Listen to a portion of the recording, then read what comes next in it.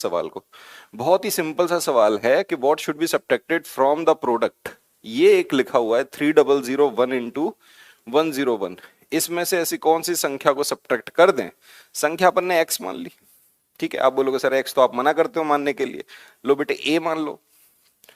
वो कितना हो जाए 300311। तो क्या मुझे ये समझ नहीं आ रहा है कि भाई इसका अगर मैं प्रोडक्ट कर लूंगा, उसमें से इसको सब्ट्रैक्ट कर लूंगा तो मुझे नंबर पता चल जाएगा, क्या आंसर आएगा।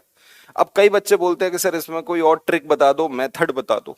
मैं आपसे कहता हूं कि आप इसमें डिजिटल सम का मेथड लगा दो, ठीक है। लास्ट की 2 डिजिट फाइंड करने का मेथड लगा दो, कुछ भी लगा दो। सबसे अच्छा यह है कि इसको सॉल्व कर लोगे, कितना वक्त लगेगा। ये जो 101 लिखा है, क्या तुम इसको 100+1 नहीं मान सकते। बिल्कुल मान सकते हैं। तो ये क्या हो गया 300100 और 3001 101303।